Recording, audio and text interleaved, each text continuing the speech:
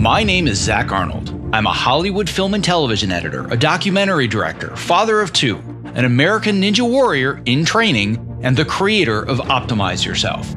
For over 10 years now, I have obsessively searched for every possible way to optimize my own creative and athletic performance, and now I'm here to shorten your learning curve.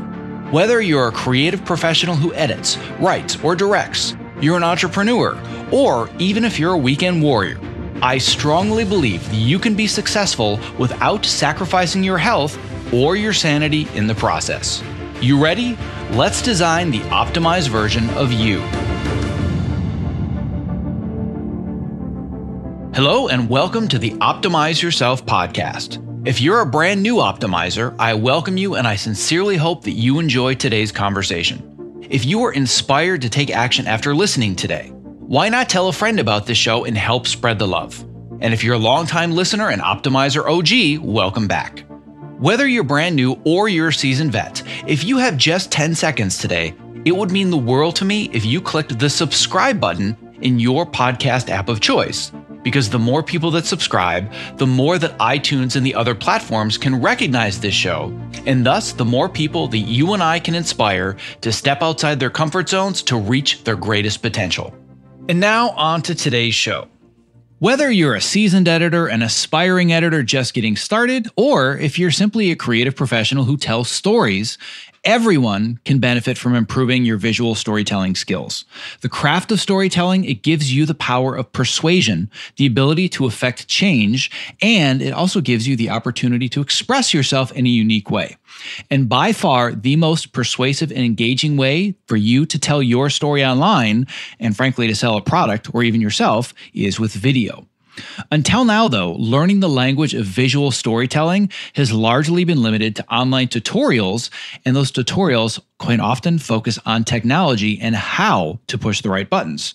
And frankly, even film school editing classes often focus more on the technical aspects of the process, but less on the principles of real storytelling. However, the brand new browser-based NLE EditMentor revolutionizes the way that you and I are going to learn how to edit and, more importantly, become better visual storytellers by not only focusing on teaching how to edit, but more importantly, on why we should be making the choices we do as editors.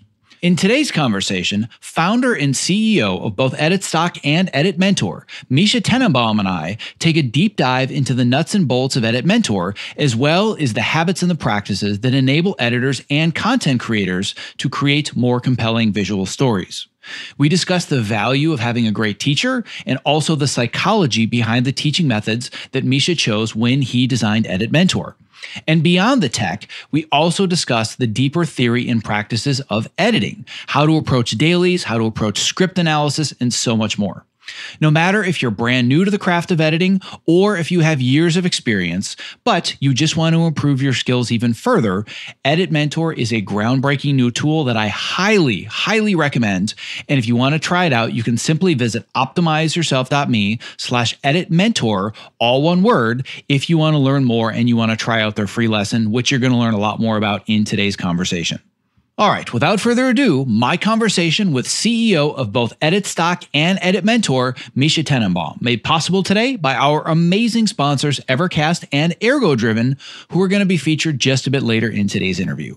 To access the show notes for this and all previous episodes, as well as to subscribe so you don't miss the next inspirational interview, please visit optimizeyourself.me/podcast.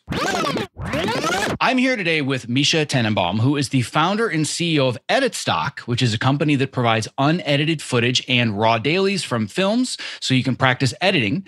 And he's now the founder and CEO of a new company that we're going to talk a whole lot more about today, EditMentor, which is a brand new software application that teaches the world how to communicate and tell their stories with video. So Misha, that was a bit of a mouthful, but I'm super excited to talk about all of the endeavors that you have in store for us us, because every time you come out with something new, it's not just this nice new little shiny object. You revolutionize the way that people do things in the editorial world, and people have no idea what's about to come. So I'm really, really excited we can finally get this conversation on the record, because you and I have had a lot of off-the-record conversations about this for a long time now. So this is going to be fun. So welcome back. Thank you. It's terrific to be here. It has, in fact, been a long time. I've been working on EditMentor for about 5 years, and we are just weeks away from the public launch. And most likely by the time people hear this, they're either going to be very, very close or be at the point where they can actually give EditMentor a try for themselves. Yes. Hopefully. So that having been said, I love to talk shop. I love to talk bells and whistles and shiny objects, but I also love to go a little bit deeper.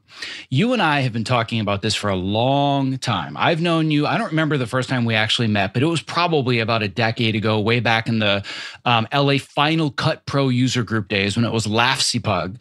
And you were an assistant editor in the world of TV and features. And this all started with you deciding that there's a problem that I need to fix for people. And it's the catch-22 that I'm just starting out and I want to build my reel and my resume, but I need the work to have the work to put on my reel. So I know this doesn't directly relate to EditMentor immediately, but I think it's really important for people to understand the genesis of what got you out of the industry on the craft side to building tools, and how you developing the product you called EditStock eventually turned into what is now going to be EditMentor. So let's go back in time a little bit and let's talk about that first, just so people have a better understanding of where this all started. Sure. Well, let me start with first that my goal with making EditStock wasn't necessarily to like revolutionize the world. It was to make money. I made a short film that lost money. And I have no ambition of being a director or producer or anything. So we spent $10,000 to make it. We got $6,000 in funding. So we were short $4,000. And so I sold it to a bunch of film schools in order to just get back my own money. And, it took me a long time. There's a whole story about what it took to take the leap into entrepreneurship and really get going with an idea where you really commit time and effort into it in a way that isn't just patting yourself on the back and giving yourself a little ego boost by saying, I have this great idea that someday I'll do.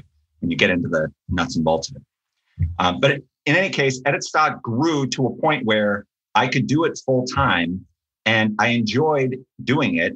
And I left a career in the film industry, at least in part because I felt overworked. And I spent the first 2 years of EditStock trying to build a life where I could do whatever I wanted all the time. I would take my dog to the dog park for hours a day in the middle of the day. I probably did that for 2 years, but I had a lot of ideas about other things I wanted to do. And I think ultimately what I learned from those 2 years is that I like being busy. I actually enjoy it. I enjoy building, and it's not so much that I like stress or pressure. It's that it makes me feel alive to have a mission and a high bar to try to overcome. Well, you're the exact definition of an entrepreneur, and I find it hilarious. So many entrepreneurs will say the same thing. I have exactly the same story. I am so overworked and I'm just doing all these things all the time, too many hours. I know what I'm going to do to alleviate that burden. I'm going to become an entrepreneur, because that's got to be easier and less work, right? And less pressure. It's all the same hours, all the same burdens. But to me, and I think the same for you, the pressure is so much different because it's your thing. It's your ideas. And you might be working the same 70 or 80 hours a week, but there's a certain personality, and I think we're both in the same boat, where it's 80 hours, but it's my 80 hours. It's not your 80 hours on your time. It's my 80 hours on my time. And I dictate what am I really going to get out of those 80 hours. And that's one of the amazing things about being an entrepreneur. And I think that, like me, you discovered that, oh, yeah, I'm good at what I was doing, but this is more suited for my personality and my lifestyle. And so, you made the jump and here you are. Yes, that's right. And as part of my personality, if you've ever met me, you know that I like to think big, I like to think out of the box, and I like to go for a moonshot when I see one. So I had this idea a long time ago. So this is where the idea for EditMentor came from. One of the most common requests we get on EditStock is for tutorials and training. And I just fundamentally don't believe in video tutorials. Like they're informative and you can definitely gain something from them. But if you want to get good at something, you have to do it. Everybody knows that. It's, no one could watch a video of, Slash playing the guitar and then pick up a guitar and just do what Slash did. You have to do it. And so I wanted to find a way to do things differently. And that's one of the things that I definitely want to talk about is the fact that this is indeed, video-based training, but it's very, very different. And one of the things that I want to point out is that I totally believe, and I think you would agree as well, there is a place for video-based training, and clearly people use it because it's everywhere. Like we have LinkedIn Learning and we have all these tutorials on YouTube. And I think there's a place for it. For example, I'll do a search. I'm like, crap, why can't I find this right-click menu? How do I do X, Y, Z in Adobe Premiere? Like I've been on Avid for months and I'm working on a side project for a friend and I was back in Premiere. I'm like, I don't remember how to do this. YouTube solved my problem in 5 minutes. So in that sense, I think we both agree that video tutorials are clearly incredibly useful. But I think one of the fundamental differences about EditMentor that I want to be very clear about, that I want you to talk more about, and I think is really the essence of why this is so much different.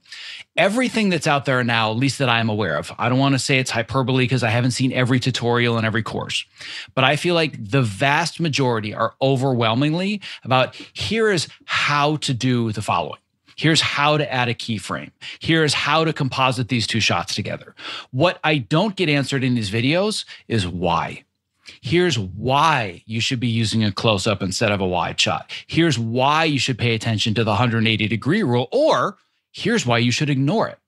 And then on top of it, you don't just passively learn, you get to actually do it yourself. So for me, that's kind of really the foundation of this whole conversation, is I want people to understand EditMentor is different because it teaches you why while also teaching you how. So let's dive a little bit into the fundamentals of what EditMentor is to somebody that's never heard of it. And they're like, I heard of this thing. What is it, Misha, and what can it do for me? Okay, I want to take a step back for a second and ask you a fundamental question, which is, well, I'm going to answer. This is a rhetorical question. Why did you search on, YouTube or Google Video for the answer to the questions that you had? And the answer is because video is a super fast method of communicating information. It's faster than reading and writing. You literally intake it into your brain faster with less thinking. Human beings are really visual. It's our primary sense. Some could argue that a little, that maybe it's your hearing, but we're primarily visual communicators. And video is a global communication literacy. It comes after reading and writing, and yet we've only had it for 100 years as opposed to, thousands of years like we've had writing. But if we're ever going to have some sort of universal worldwide language, it's going to be video. Video is critical for businesses, for entertainment, and for personal expression. Video shares your culture. It shares a universal emotion, which all people sort of have similar facial expressions when they feel things. So video is essential for everyone. And yet society views what we do, what you do certainly every day, as being a highly specialized skill only for experts that takes years and decades to master. And in fact, normally when we're talking about editing, that's what we're talking about. That's what I thought about my whole life, is what is the top, the best, the biggest movie, the toughest special effect. But if you look with your head the other direction around the world, there are hundreds of millions of hours of video created every day that are not that. And those people need to become video literate in order to be able to advance just in this century. Just the same way that you need to know how to read and write to be a successful person in any field, you will need to know how to create a video to be a successful person in any field. So you're saying that Walter Murch and Billy Goldenberg and Jeffrey Ford are probably not your target market? I'm not trying to train Walter Murch. If he wants to make a course. And I love that you're pointing that out, because I think that in our little bubble of the industry, and I know that you've kind of escaped that bubble and you're still connected to it, but you deal a lot more with educational institutions, and you're now working with middle schoolers and high schools and college students. It's so easy in the Hollywood industry bubble to think that this is where all the editing is done, and of course it's all about Media Composer. And then you look at user share of software, and you're like, oh my God, Final Cut is used everywhere, and there's millions and millions of seats. It's because there's soccer moms and dads that are making videos, and there's people that have their YouTube channels that have no formal education in film, and they don't make a living in film, but they make a living doing something else. Like, let's say that somebody has an online Etsy business making charm bracelets, but they need videos to sell it, and they have no idea how video works. And I've had multiple people, just not too much of a tangent, but a little bit of a tangent. But one of the things that happened with me entering the American Ninja Warrior community is I came in there wanting to learn from them, and then they all saw my audition video, and they're like, oh my God, how did you do that? Do that for me. My videos suck. I'm like, oh, well, if I wanted to start a business editing audition videos, I could. I don't want to, but it's just a whole different level of how they approach it, because they don't know any better than throwing a bunch of clips into a sequence. And they're like, oh my God, it took me days just to gut this. I'm like, it's just because it's something you don't do all the time, and you don't know how to speak that language. And I wouldn't know where to send them. If there was no EditMentor and they said, how do I be a better editor? I'm like, I guess go look up some stuff on YouTube, but it's not the ideal solution. But I would say that EditMentor is probably the first thing I would consider a pretty practical solution for somebody that has never done it before. Yeah, that's exactly right. And so statistically speaking, I'm just going to throw two sort of wild statistics out at you. One is that 90% of people who come to buy a product on a website look for and watch an explainer video. 90%. That's more than the people who will read the text on the site, right? The other kind of wild statistic, which I'm sure you'll understand as soon as I say it, is 98% of advertisers who start using video use it forever.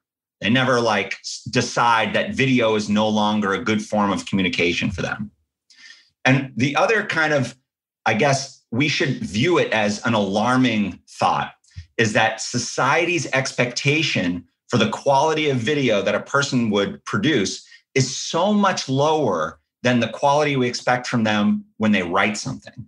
So I bet you that on that American Ninja application, it said, your video doesn't have to be good. It just needs to show you doing something.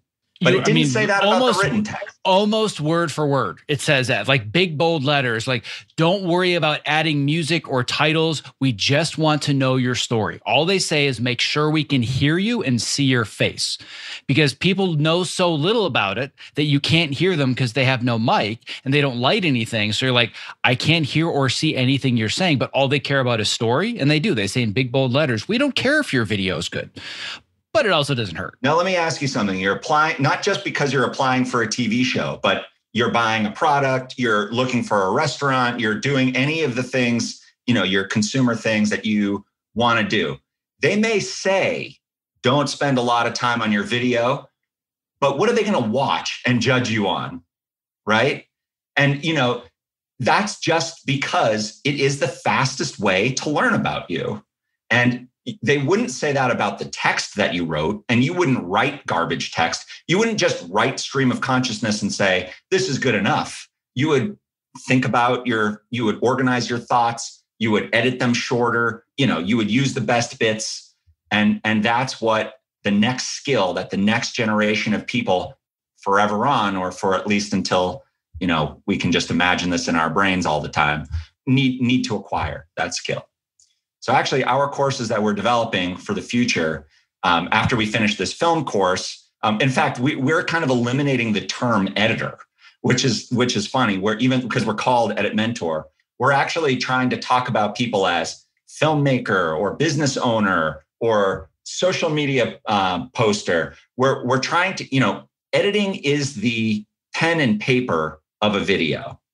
But if you talk about it only as you're an editor now, we're sort of putting people in this specialized box, and we're kind of trying to no longer do that. Gotcha. And I would the buzzword, and I say buzzword because it's the popular one, but I think it really would be a great way to encapsulate the people that I think you're talking to, is maybe not the filmmaker or the business owner or the entrepreneur. I think who you're really catering to is the up and coming content creator. Yeah, content creator. Yeah, you're totally right. Because there's so many people that are creating content. And if you own a restaurant and you want to put up a website that shows the ambiance and some of the food, you're now a content creator in the sense that you're creating that video for your site. But at the same time, I also believe, and this is something that you can either correct me or you can agree with me as we get a little bit more into the weeds and the details, that from what I've seen of EditMentor, and you've been showing me this thing since it was like wireframes and stills, like I remember a couple of the meetings we had, you're like, I've got this idea, you've got to see this thing, like super rudimentary, but I could see the idea. There was no execution, but I could see where it was going. And knowing you, I knew that you were going to basically bend over backwards and kill yourself until this thing was perfect, of which now you're getting very close to that. And, it's going to be available for real people to try out. But what I don't want to do is scare away people that say, I want to learn to be an editor, because I think you also do a really good job of catering to them too, but it's a lot broader. So it's not where you're saying, well, I'm using edit stock because I want to build a demo reel and I'm already learning how to cut these dailies, and now I want to learn how to be a better editor. EditMentor certainly can do that, but you just have a broader range of people that you can help as well to learn this language. Yeah, absolutely. Every course that we come out with has a basics course, which is free, and then an advanced course, which is taught by a master instructor. So we have the film editing basics course is free, but then the course that we're selling is called the Stephen Mark Editing Workshop. And Stephen is a very successful editor who edited Deadwood and The X-Files and Hell on Wheels and Smallville and every movie and TV show you've ever heard of. He's been around for 30 years and teaches at Chapman University. So anyone who thinks that we're like just for beginners is way, way off base. I want to expand a little on this idea of what somebody gets out of the ability to make a video. Okay, what is their superpower that they acquire? Okay, you and I should talk about. Have we ever talked about Mario plus flour equals firepower? We haven't, but it certainly sounds interesting. Okay, Mario plus flour equals firepower is my favorite marketing axiom, I guess. I forget where I read this, but basically Mario is the customer, the flour is your product, and firepower is the reason that they want the flour, right? It's the superpower that they get from using your product.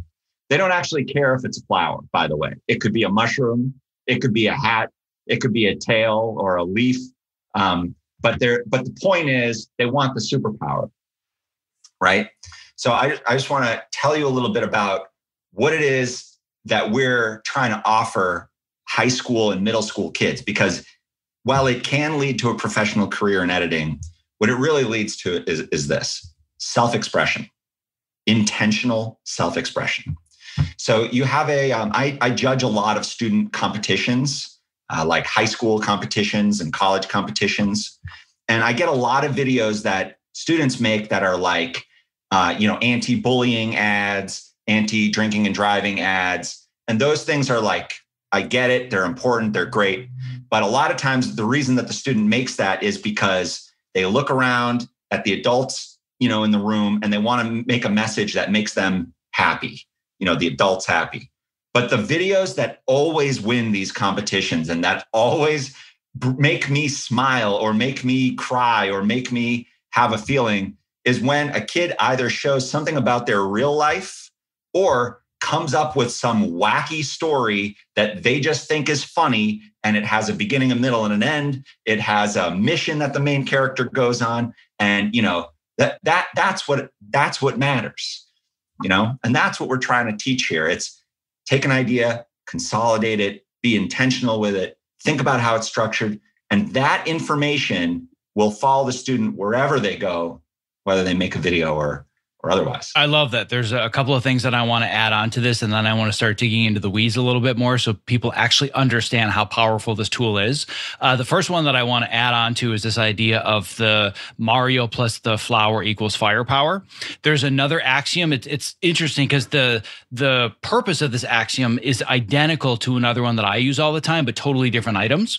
When I really learned about understanding both how to sell something, but how to ensure that somebody understands the value that they get in it, the analogy that I was taught that totally clicked with me is that if you go to the hardware store to buy a drill, you're not buying a drill, you're buying the hole in the wall that you need to hang something. Right. That's the part that where people don't really click is that, yeah, you look at the features of the drill and this and that or the other thing, but ultimately nobody needs a drill. When I needed something that puts holes in walls and makes it easier for me to hang things or screw things or put in bolts or whatever it might be, right? The drill is irrelevant. It's the result that I want. And what I want to talk a little bit more about, and this is going to be less about EditMentor, the tool, and I think more just my general philosophy of what editing really is, because this is a hard question for people to understand, is when people will say, well, explain to me what you do for a living or explain what the craft of editing is, as I'm sure you've heard a million times, especially if you're around family or people not in the industry. We're the people that take out the bad parts and make it shorter, right? Because that's the concept of editing that people get. And even in the industry, to people not in post-production, they don't totally understand the nuance of what we do. And the best analogy that I've found to explain to people where it clicks is we all understand what a painter does. A painter puts an image on a canvas to tell a story and convey an emotion. When we look at a painting, the idea is we want to feel something. When they explain what a cinematographer does, they say a cinematographer paints, but with light. So the way that a composition looks, their paintbrush is light in a camera lens, right? What we do as editors, we paint, but with emotion. Our paintbrush creates feelings, and the choices that we make about what shot goes first or last, or where do I want the music to come in, or do I want the sound effects to be objective or subjective? These are all intentional decisions and choices, of which we make thousands of them every single day, because ultimately we're painting with emotion, and we know that our job has been successful if we made people feel the right things at the right time.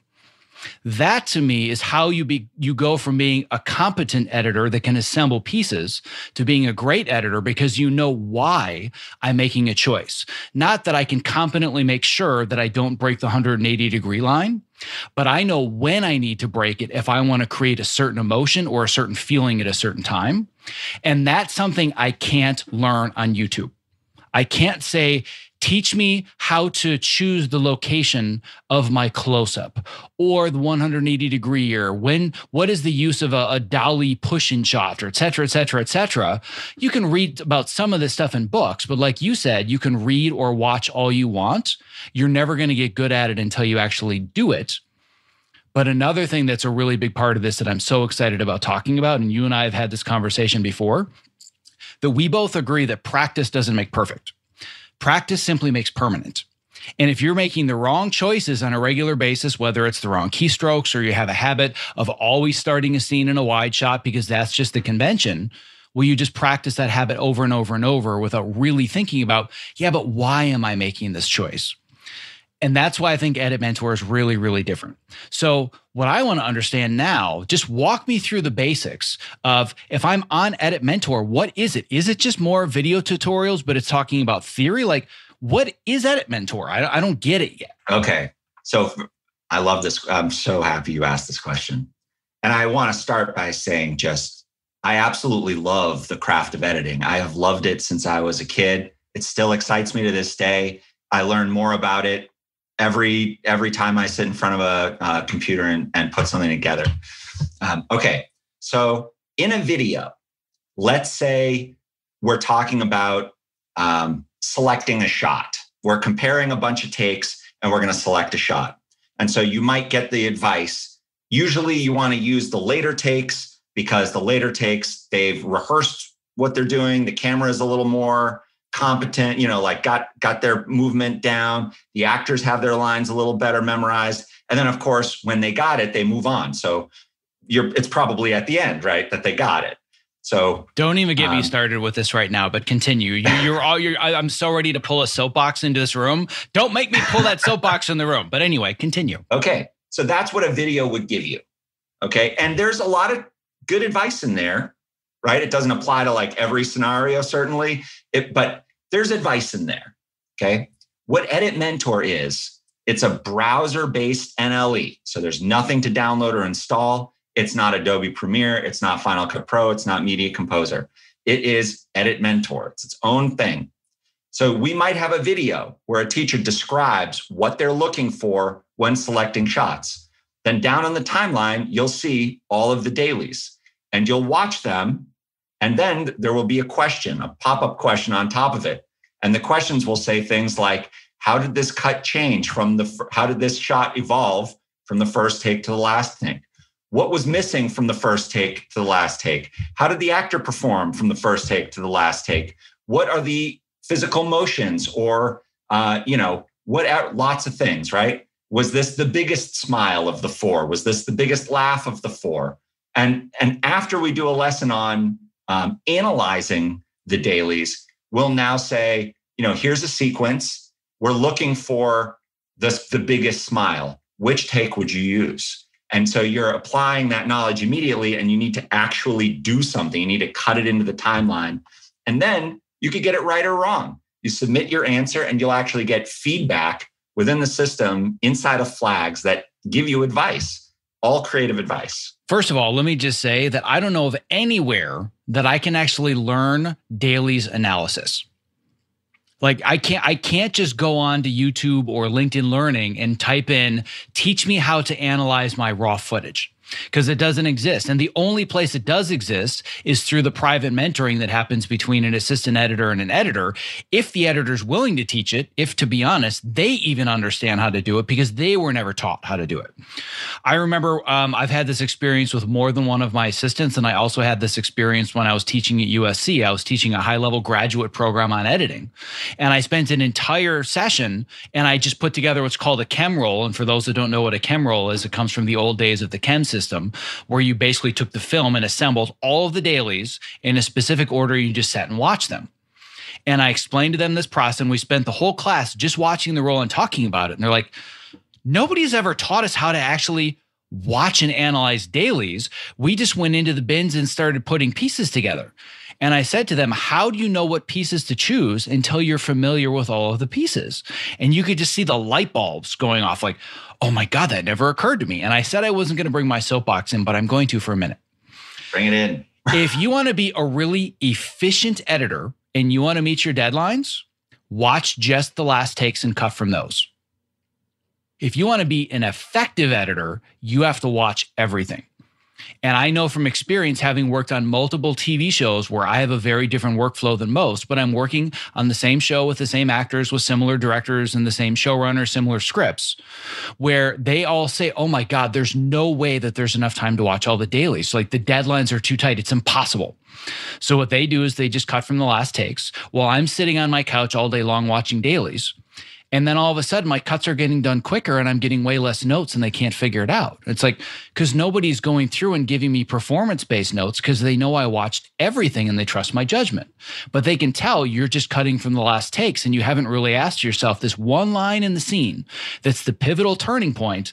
Is that just the last take or is it the best take? So without even talking about the machinations of the editing process and ins and outs and inserts and overwrites, just the fact that I get to learn how to analyze raw footage and make choices, that's a game changer for telling better stories and being a more effective storyteller. Yeah, totally. And, one of the problems is watching dailies doesn't come across well in a tutorial video. If you were to string out that chem roll into an hour-long lesson and just say to the class, okay, watch these dailies, and then next lesson, we'll analyze them. Everyone's just going right to that next lesson. Watching someone else's dailies is like somehow you'll just never get yourself to do it. But in EditMentor, when it's your dailies, your film, and you're cutting it right there, of course you're watching them, and by the way, we can take that stuff out of the videos to make the videos more engaging. So it actually improves in both places. My sincerest apologies for the interruption in the middle of this interview, but if you are a content creator or you work in the entertainment industry, not only is the following promo not an interruption, but listening has the potential to change your life, because collaborating with Evercast is that powerful.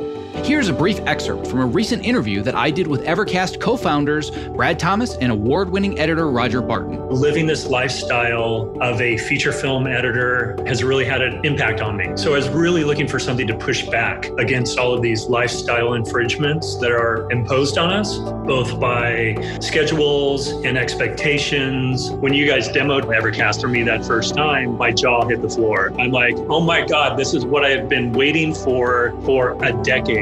I also had the same reaction when I first saw Evercast. 2 words came to mind: game changer. Our goal, honestly, is to become the Zoom for creatives, whatever it is you're streaming, whether it's editorial, visual effects, Pro Tools for music composition, live shot cameras. It's consistent audio and video, lip sync, always stays in sync. Whether you're in a live session where you're getting that feedback immediately, or you can't get it immediately, so you record the session and you can share those clips with people on the production team where there's no room for any confusion. It's like, this is exactly what the director wants. This is exactly what the producer wants. What matters most to me is it makes the entire process more efficient, which then translates to us as creatives who spend way too much time in front of computers. We get to shut it down and we get to go spend time with our friends and family. The biggest complaint, and I'm sure you guys have heard this many, many times, this looks amazing, I just can't afford it. Tesla had to release the Model S before they released the Model 3. So by the end of the year, we are going to be releasing a sub $200 version a month of Evercast for the freelancer and indie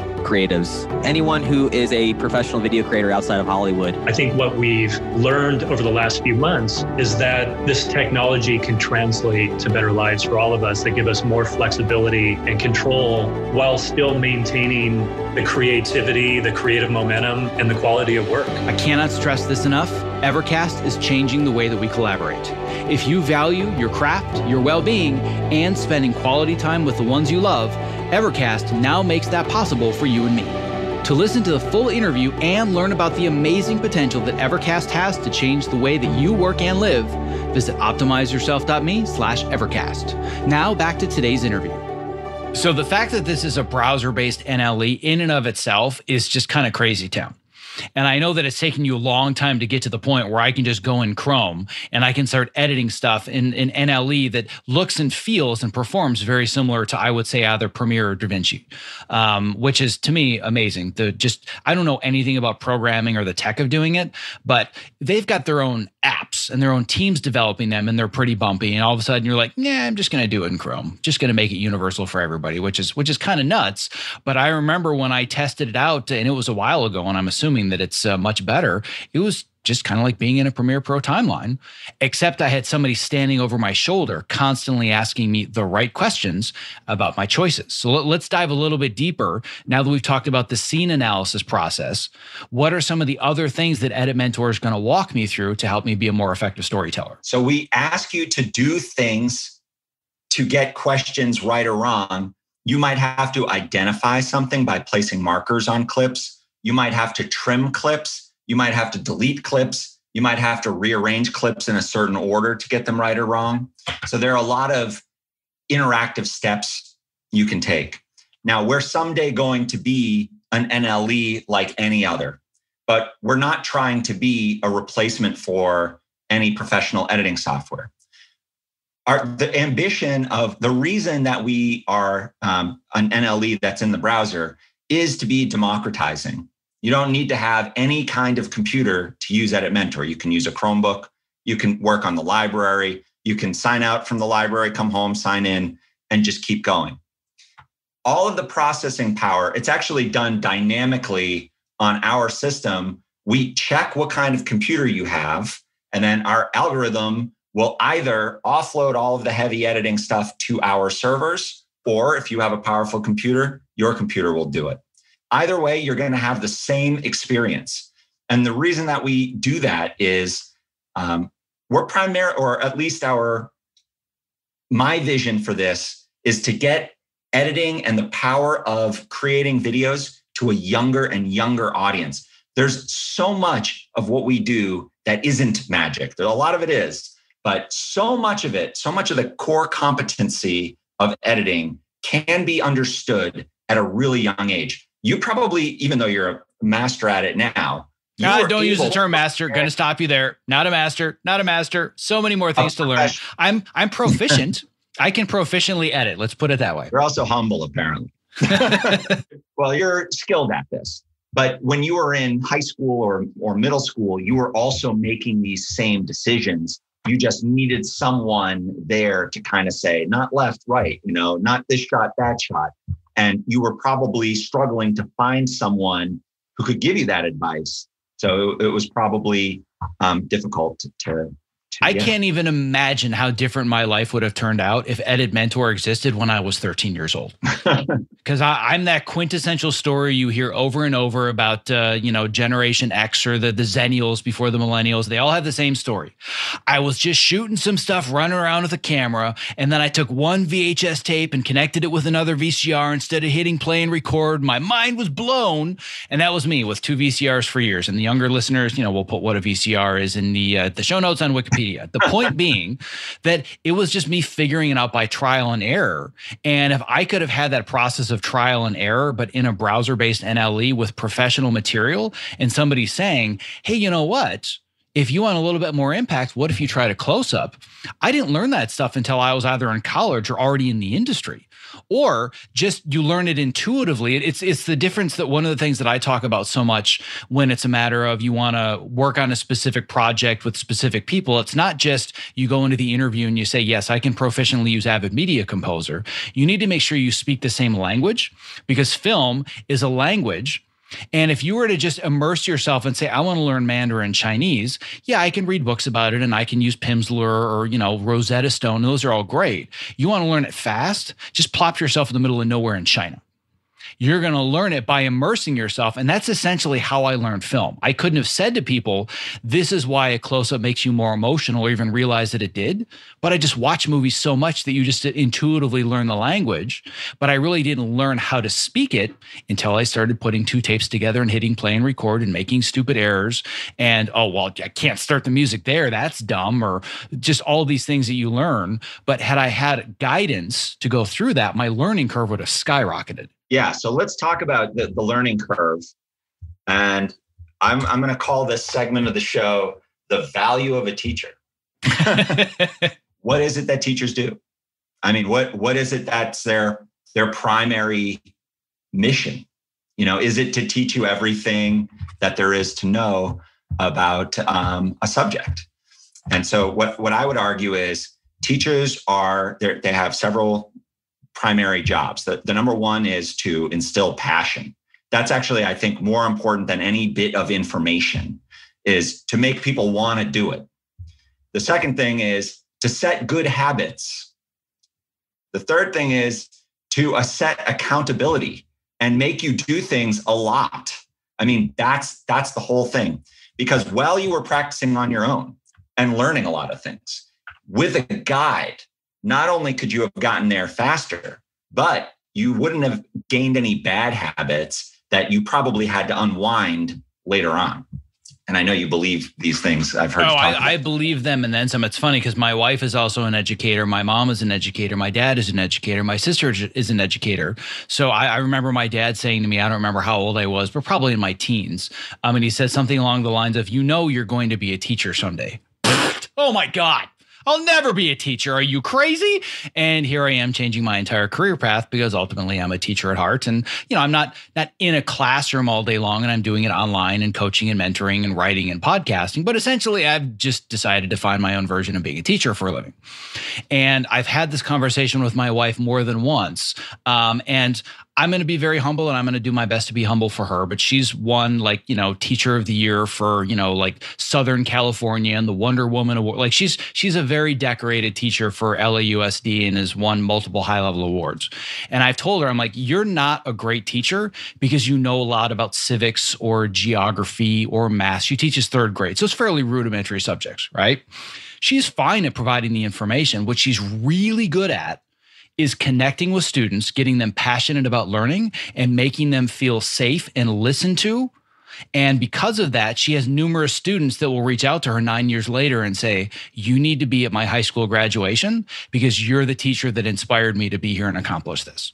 That's what makes a great teacher. A good teacher can provide information and they can help you, shorten a learning curve or overcome a hump or two. But really, it's helping guide you along the path, provide that inspiration. The accountability is huge. But I think the piece that so many people miss and take for granted, like you said, is making sure you're establishing the right habits. Goes back to this idea of practice doesn't make perfect, it makes permanent.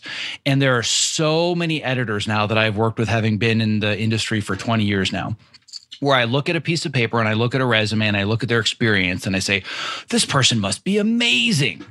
And then I will work with them or be, exposed to them on some level. And I'm seeing their earlier versions. I'm like, this person couldn't edit their way out of a paper bag. How in the world did they get here? They've been working 20 or 30 years, but they've just been repeating all the same bad habits. So I get really annoyed when people say, oh, well, they have so much experience. I don't care. Do they have the right amount of experience?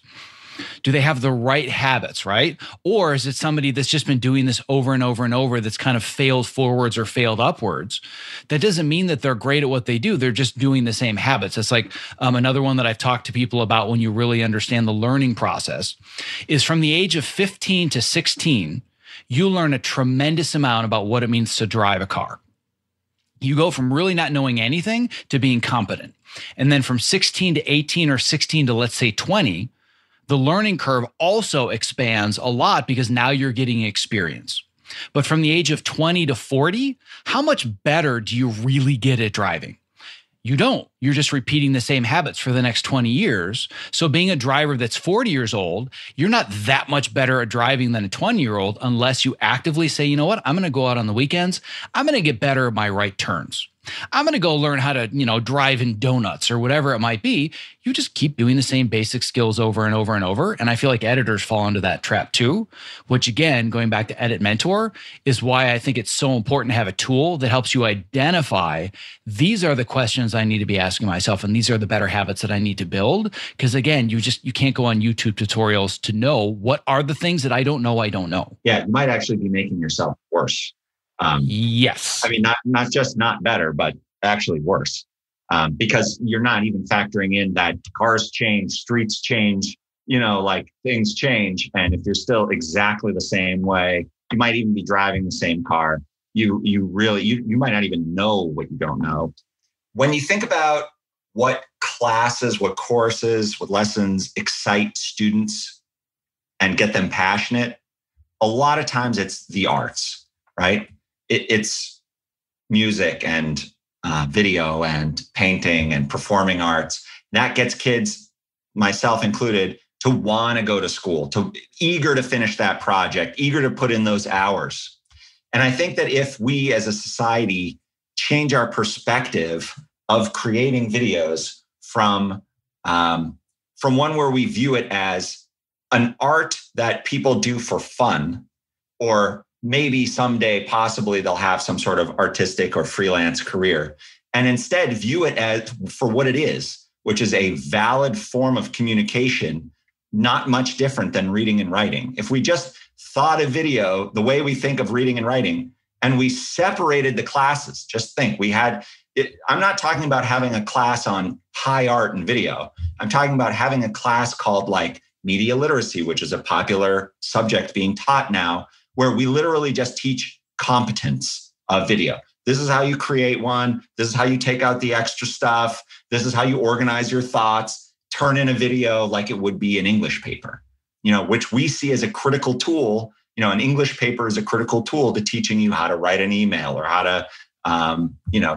do one of a number of things. We think of it as so critical that we're willing to teach poetry and, other forms of writing, because we also see them as valid forms of communication. But video, for some reason, we still see as this other artsy thing that isn't necessarily for everyone, which it is clearly. Well, the idea of this being about media literacy and being for everybody, I think is going to be the perfect segue for where I want to go next. What I want to kind of reiterate and point out, first of all, is this idea that EditMentor is not a browser-based NLE that's going to compete with Premiere and Avid and DaVinci and Final Cut 10. And it's not going to be something that's just for the professional editors. It's for everyone, for the soccer moms, the dads, the middle schoolers, the high schoolers. However, let's just be brutally honest. None of them are listening to this podcast because they're not my audience and they haven't found me. So what I want people that are listening to better understand is if they are either somebody that's breaking into the industry or they are somebody that even has some experience. I'm not saying necessarily editing, top level streaming network television or, theatrical level films.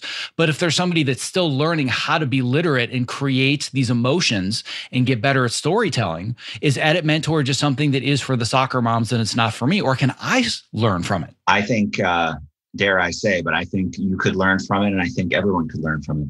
So the course that we're releasing should be July 10th is our target date, taught by Steven. It is one where the students get all the dailies to a movie that is now a short film that won the 2019 jury prize at Tribeca. Sorry, not the jury prize, the audience award, which means the movie that the audience picked as their favorite from the festival. It now streams on HBO. You get all of the dailies to this movie, and then you have Stephen Mark explaining starting with what is a story, which is so fascinating. Actually, we should talk about that next. Starts with what is a story. Then we go to watching and selecting all the footage, running through the script. What's the key moment of every scene? What is a key moment? What are the obstacles in each scene? What are ticking clocks? It gets really in depth. I mean, we break down every scene in the movie as you go through it. I'll give you two examples from the course that will excite your audience, I think. One is, what is a story? So this is how Stephen describes it. A story is when the pattern of your life changes in some way and you have a big reaction to it, to the change.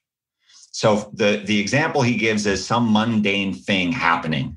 You come home and your partner has rearranged all the furniture in your house. So, how you set up your house, how you set up your day, those are your routines. That's what you expect the world to be like every day.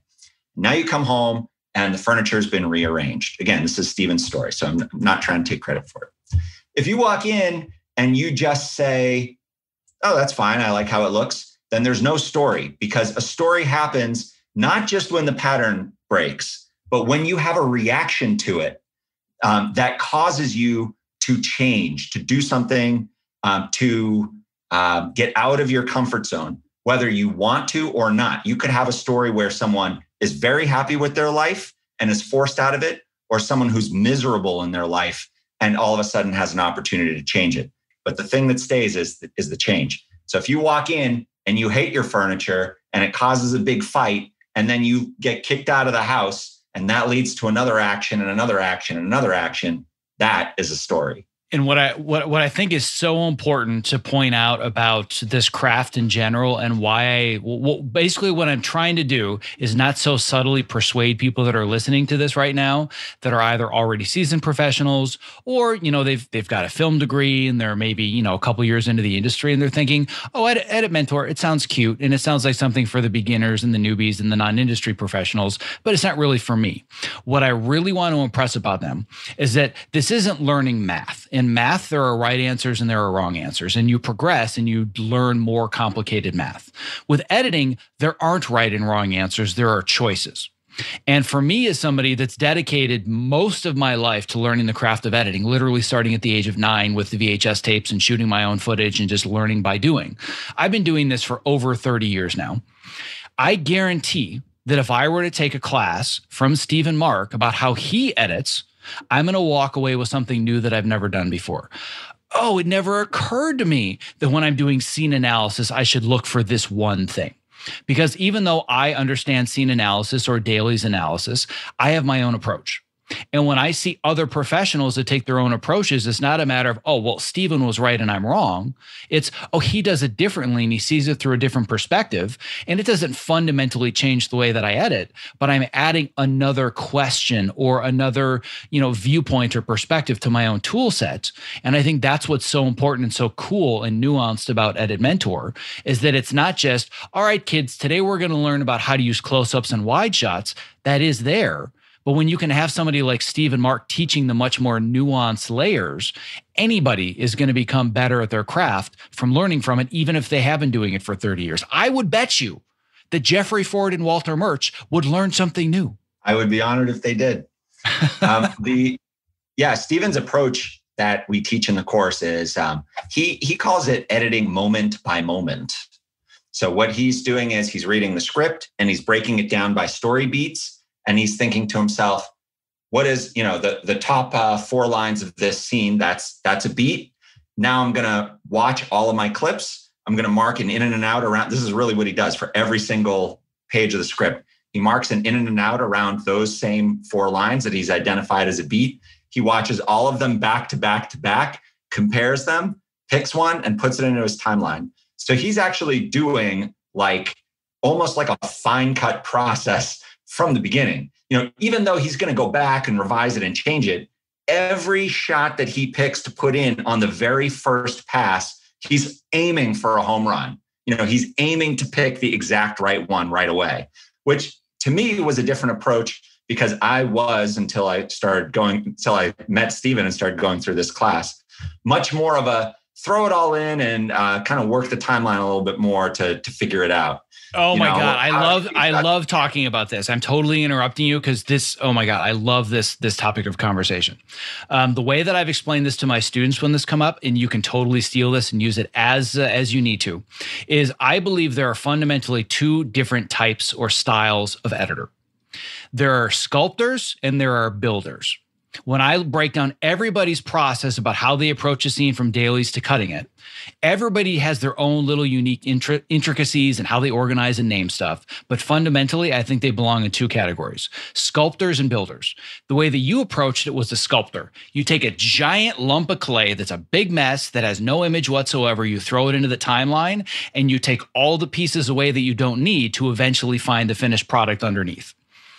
That's a sculptor editor. The builder is what Stephen's doing, which is my approach, which is in my preview window or whatever your NLE calls it, and it's different in all but wherever you're watching your raw dailies, I find the exact in point to the frame and the exact out point to the frame of my first shot.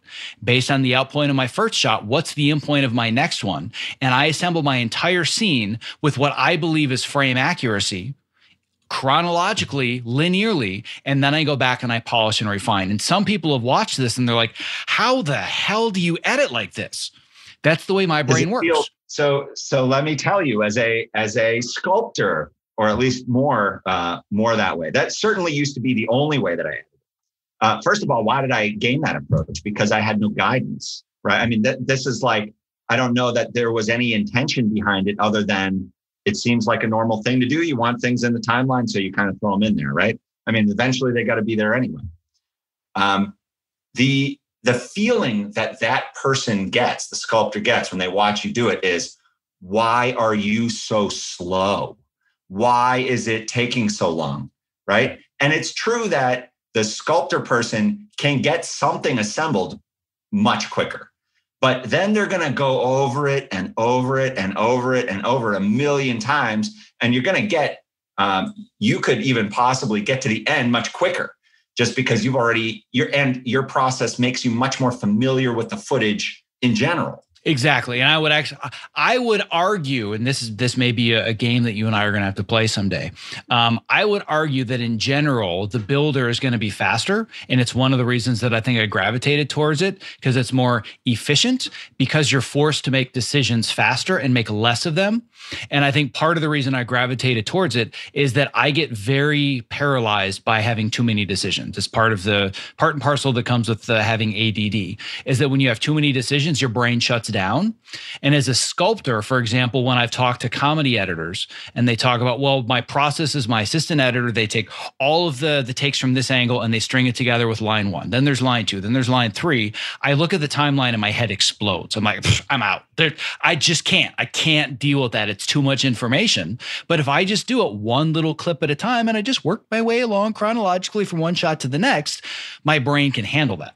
So again, I'm not saying I'm right and I'm wrong, but I do believe in general that it's probably a little bit faster, but you could definitely prove me wrong. I could be totally out base. I don't do it exactly that way. The builder is, it seems to be, when I talk to more successful people or people doing work that I really respect, that is the approach that they take. And I think part of it is, at least if you're in the TV world, I think it's more a necessity because of the amount of time that you have to get stuff done. And I think in the feature world, it's more common because you can really craft a scene. Like you have weeks or even months to cut 90 minutes, and I'll have a week and a half to cut 45 minutes. So right. And this was one of the things that I really honed and refined when I worked in TV, because the first time I worked on Burn Notice, it was just massive shell shock, deer in headlights. How fast do you need an editor's cut? This has got to be a typo in the calendar. Nope. You got 2 days after dailies to give us a refined and polished editor's cut. I'm like, I got to figure out a better way to do this because I can't laboriously watch and put it all in the timeline and do it. Like I just got to make a decision and go and make another decision and go. But again, I know we're going a little bit off a tangent here, but the reason that I want to point this out is we're talking about better habits, better processes that ultimately allow us to create better emotions. And again, those are things that you're not getting in other tutorials and other videos. And you have this software that's walking you through it step by step. So, it's great for the beginners that have never learned any of these concepts, but I really believe that more seasoned professionals are going to be able to get better at what they do. And like for somebody that goes to EditMentor and they're like, I didn't even know that building was a thing. It's just when I worked as an assistant editor, this is how my editor taught me. I thought this was the only way to approach it. Because there isn't a right answer. It's whatever works best for you. That's exactly right. There's a lot of psychology that goes into the method of education that we picked. One of the reasons that we picked it is gamification and having the reward of finishing a course and scoring points and seeing if you can improve your score and watching a completion bar move across the screen. Those things are really motivating. And I mean, we're not doing it for our own benefit. We're doing it for your benefit. It's not like we benefit anymore if you complete or don't complete a lesson, but you are much more likely to complete the lesson if you got an 85 on it the first time and you're going to really want to redo it. Right. And especially if you're a kid and that's literally your grade in the class. Exactly. Grades are really motivating.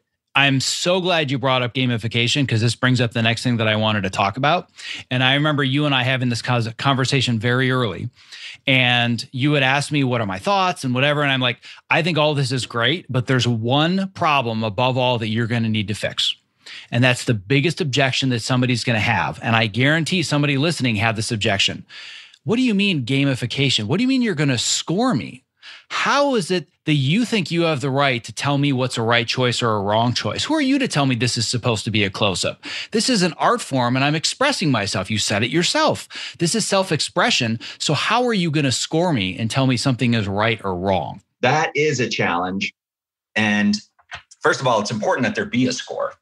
And there are more right ways and more wrong ways to do things. And there are examples that you can build or questions that you can ask that there is a more right answer. In EditMentor, there are right answers, wrong answers, and partially correct answers. And the partially correct answers, you can score the same number of points as a correct answer. So for example, in the Stephen Mark course, we might have you compare 5 takes. 2 of them might be bad because the actor flubbed the line. 2 of them are going to be partially correct, where you'll actually score full points if you pick them, but 1 of them will be correct because that's the one Stephen picked. Now, you may or may not agree with that that's the correct one. You're going to score the full points, but that's the one that Stephen chose. He's the instructor, so that's the correct answer. We have over the last year or about 8 months. So EditMentor has actually launched in schools, and we have customers from Purdue University, a huge university, to middle schools and high schools and community colleges. So we actually have a very wide range of users already. And that feedback that they give us, we use to rework our questions to make them more precise. Sometimes students will argue an answer with us and we'll adjust it in our curriculum to make it like, okay, we see your point. So we're going to give you a partially correct and we're going to give you a half point if you got that one. But also in EditMentor, there are no yes or no answers. There's nothing that just says you got it right or you got it wrong. Everything says because, and it lists a reason. This is the one that Stephen picked because he was looking at the way that the head turns or the brightest spot in the shot, or he was looking for a performance that was less emotive, or, because this person's not the main character and they're coming across a little too acty, or whatever the reason is that he gives. That's what we put into the answer. Yeah, and I think that it's important to really point out the nuance of it, because if it was yes or no answers, I can see anybody that's brand new to this wouldn't know any better. They'd say, oh, I'm not allowed to use a close-up at the beginning of a scene. I didn't realize that wasn't allowed, and that's a rule. And anybody that's been doing it for years would say, that's not a rule, that's a choice, right? It's like if you tell somebody, you were just showing me beforehand how it can talk you through understanding the 180-degree line, for example. And in general, the 180-degree line exists for a reason, but it's not a rule, it's a guideline, right? Watch an episode of 24 and tell me how much they adhere to the 180-degree rule. That shows all over the place. They break the line all the time, but breaking it creates a very specific visceral emotion, and it often creates disorientation. And if you want to create that disorientation, breaking the rule is the right answer. So the fact that you've incorporated nuance is really important for me to point out, because I don't want people to think, who's Misha to tell me what my score is of this scene? So here's an example of a question that does have a right or wrong answer. Which shot in this timeline breaks the 180-degree rule?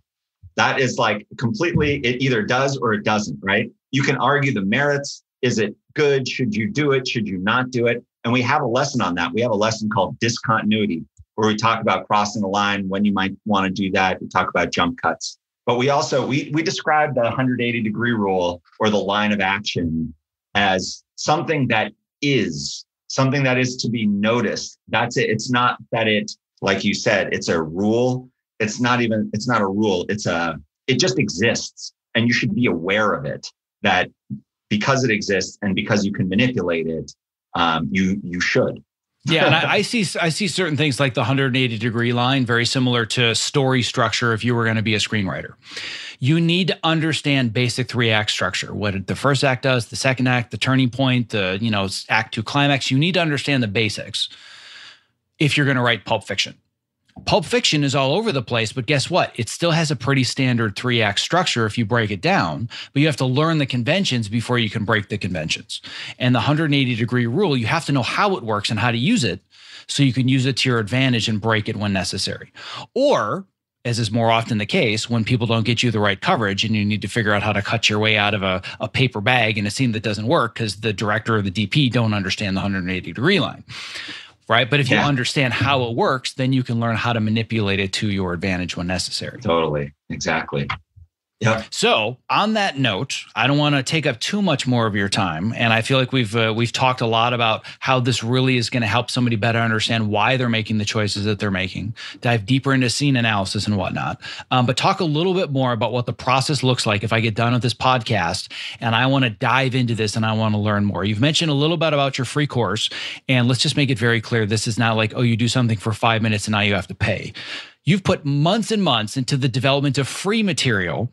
So let's assume I dive down that rabbit hole and then I want to go further. Walk me through the entire package and all the different things that I can get and how it works if I really want to dig into this deeper. So again, in early July or by mid-July, certainly, you go to editmentor.com, you'll sign up, and there's a free course there with 14 lessons that will take you, it's probably 14 hours of content, maybe 12 to 14 hours of content. And you can replay those lessons as much as you want. They talk about subjects like, we have 3 lessons on continuity. We talk about production terms. We have 2 lessons on trimming. We have lessons on story structure.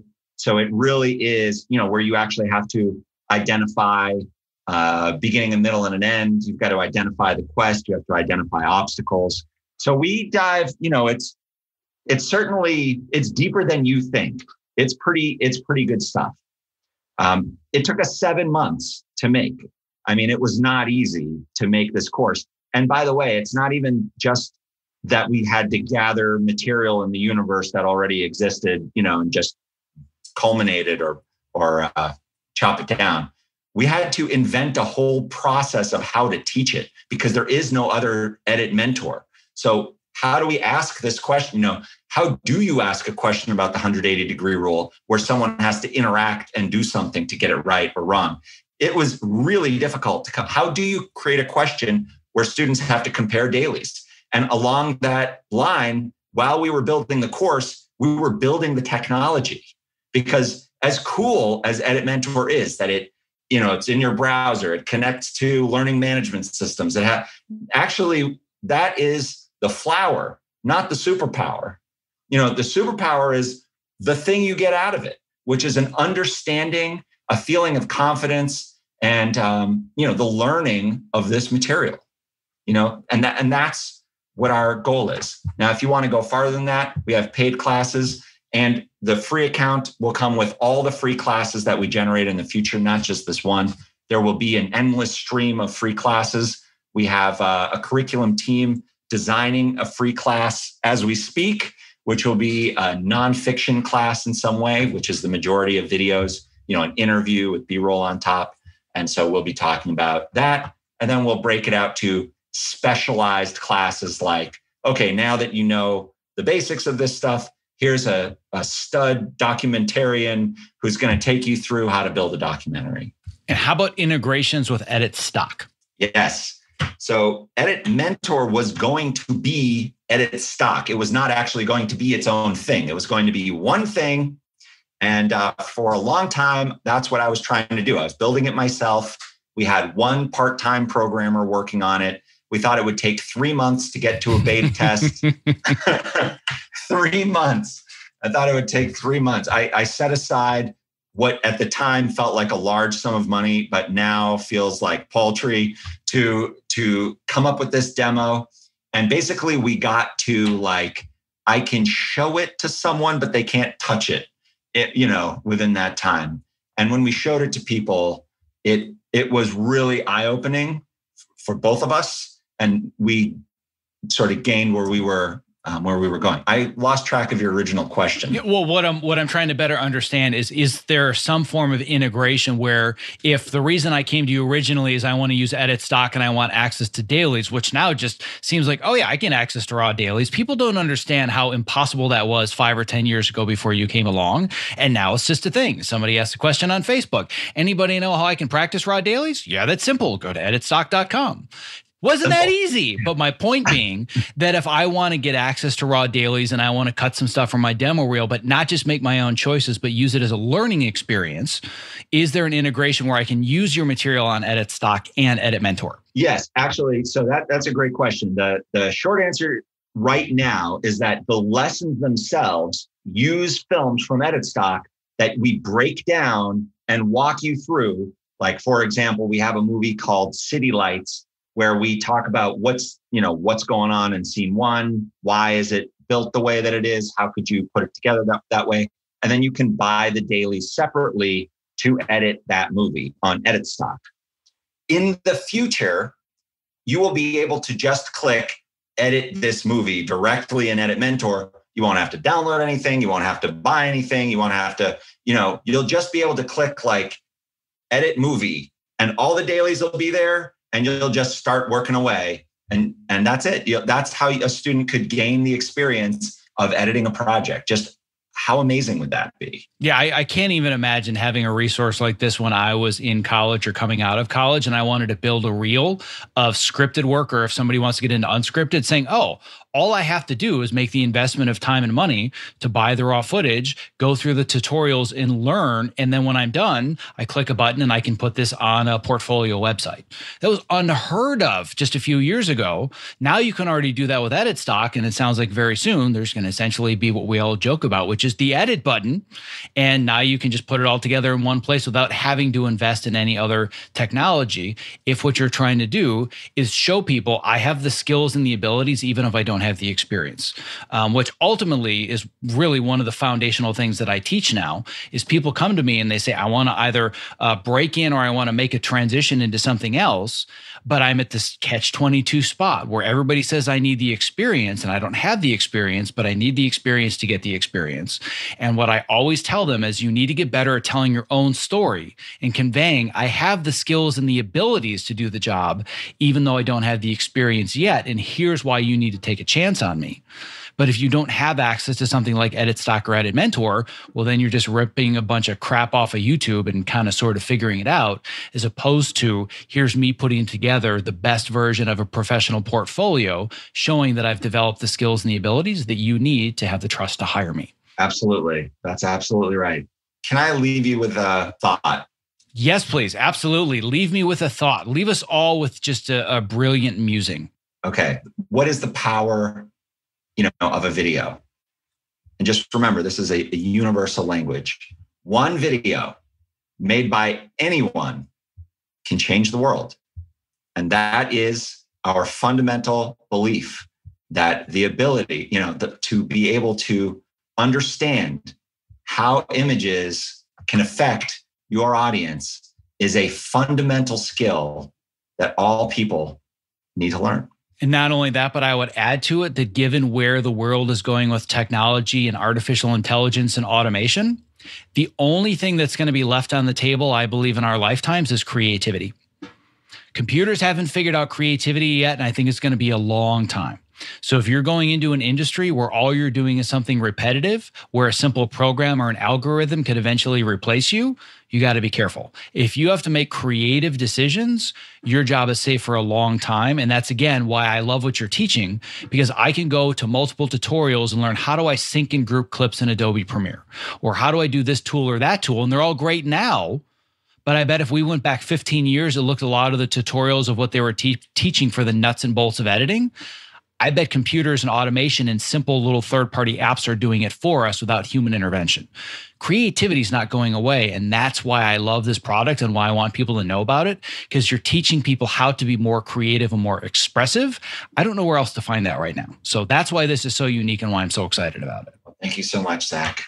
You bet. Thank you for so that. I know this is probably a fairly simple question. We've said it already, but just to recap, how do people find this and how do they get started? You just visit editmentor.com, sign up, it's free, and you will be starting in 1 minute once you enter the app. I love it. You couldn't have made it simpler. And it was so simple to get there, right? Not a problem at all. Just like the 3 months, put together a little bit of programming, and here we are. Easy.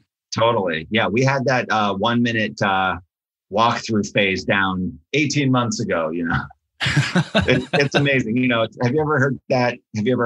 I think it's a Mark Twain line where he's like, I didn't have time to write you a short letter, so I wrote you a long one. That's exactly what the process of building software is like.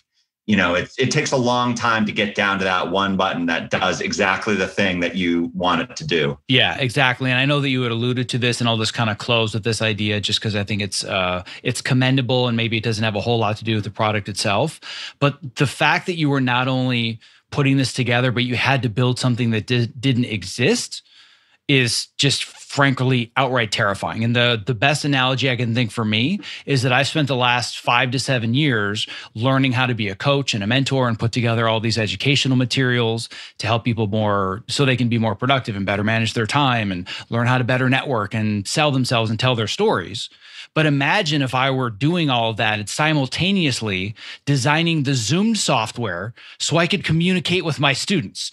Shoot me in the face, right? I already had Zoom. I had all of the membership sites, and I just had to plug and play in templates. you had to build the entire infrastructure to do what you're doing and build the product, which to me is just bad crazy. Yeah. And actually Zoom isn't even a totally good analogy because that exists. Like this was just, we also had to think it up, right? That's my point is that imagine if I said, I want to be an online coach and instructor, so I need to invent video telecommunication while I'm developing my curriculum and my methods. Like exactly. That's impossible. I can barely keep up with the stuff I'm doing now, and I already have all the tools because other people have built them for me.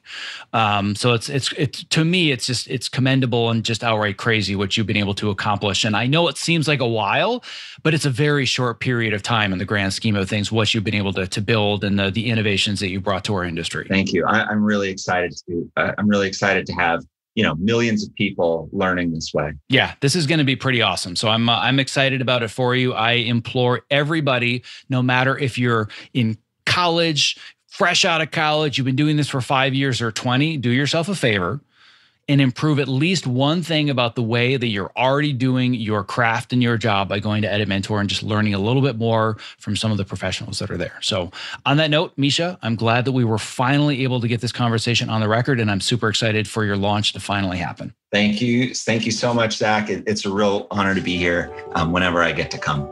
Before closing up today's show, I would love to ask for just a couple additional minutes of your time and attention to introduce you to one of my new favorite products created by my good friend Kit Perkins, who you may recognize as creator of the Topomat.